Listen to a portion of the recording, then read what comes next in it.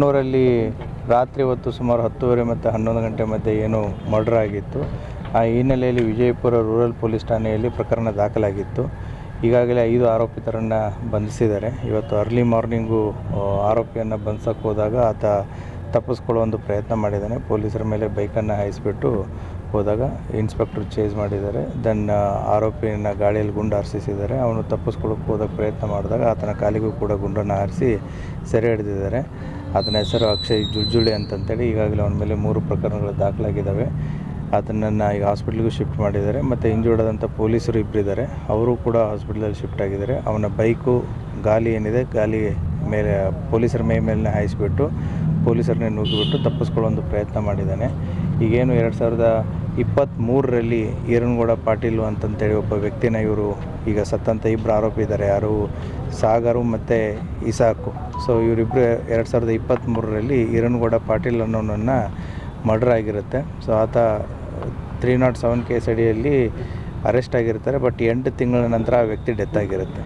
So ಆ ಹಿನ್ನೆಲೆಯಲ್ಲಿ ಆ ಸೇಡು ಏನು ಈಗ ಮಲ್ಲನಗೌಡ ಪಾಟೀಲು ಮತ್ತು ಆತನ ಮಕ್ಕಳಿಗೇನು ಇನ್ನಿತರ 4 ಜನ ಸೆರೆಯಾಗಿದ್ದಾರೆ. ಸಂತೋಷು, ಸಂಜಯ್, ಭರತ್ ಮತ್ತು ಅಕ್ಷಯ್ ಅಂತಂತೇಳಿ ಇನ್ನುಳಿದ 4 ಆರೋಪಿತರು ಕೂಡ ಬಂಧನ ಒಳಗಾಗಿದ್ದಾರೆ. ಈತೇನು ಇವತ್ತು ಅಕ್ಷಯ್ ಇದ್ದ ಆತನನ್ನು ಕೂಡ ಇವತ್ತು ಸೆರೆ ಹಿಡಿದಿದ್ದಾರೆ.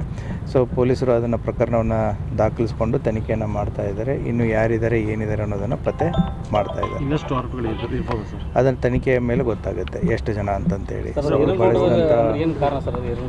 ಈರನಗೌಡನ ತಮ್ಮ ಮಲ್ಲನಗೌಡನ ತಮ್ಮ ಈರನಗೌಡ. ಸೊ ಆವಾಗ 2023ರಲ್ಲಿ ಒಂದು ಬಾರಲ್ಲಿ ಕೂತ್ಕೊಂಡು ಕುಡಿತಿರ್ಬೇಕಾದ್ರೆ ಈಗ ಸತ್ತಿರುವಂಥ ಇಬ್ಬರು ಮತ್ತು ಈ ಈರನಗೌಡನ ಮಧ್ಯೆ ಗಲಾಟೆಯಾಗಿ ಈರನಗೌಡ ತಲೆಗೆ ಟೈಲ್ಸ್ ಯಂತ್ರ ಹೊಡೆದಿರ್ತಾರೆ ಅಂತಂತೇಳಿ ಅವಾಗ ಒಂದು 307 ಕೇಸು ರಿಜಿಸ್ಟರ್ ಆಗಿರುತ್ತೆ. ಅದು ಸುಮಾರು 7-8 ತಿಂಗಳು ಟ್ರೀಟ್ಮೆಂಟ್ ಆದಮೇಲೆ ಅವನು ಡೆತ್ ಆಗಿರುತ್ತೆ. ಸೊ ಆ ಹಿನ್ನೆಲೆಯಲ್ಲಿ ಆ ಕುಟುಂಬದವರಿಗೆ ಇವರು ಹಿಂಗೆ ಮಾಡಿದ್ರಲ್ಲ ಅನ್ನುವಂಥ ಒಂದು ಸಿಟ್ಟಿರುತ್ತೆ.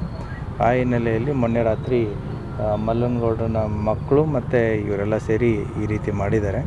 ಅವನು ಬರ್ತಿರ್ಬೇಕಾದ್ರೆ ಬೈಕನ್ನು ಅಡ್ಡಗಟ್ಟಿಬಿಟ್ಟು ನಿಲ್ಲಿಸಿಬಿಟ್ಟು ಅವ್ರ ಮೇಲೆ ಕಲ್ಲಿನಿಂದ ಹೊಡೆದಿದ್ದಾರೆ. ಸೊ ಆ ಹಿನ್ನೆಲೆಯಲ್ಲಿ ಅದು ಮರ್ಡರ್ ಕೇಸ್ ಒಂದು ಪ್ರಕರಣ ದಾಖಲಾಗಿತ್ತು. ಆ ಹಿನ್ನೆಲೆಯಲ್ಲಿ 5 ಜನ ಅರೆಸ್ಟ್ ಆಗಿದ್ದಾರೆ.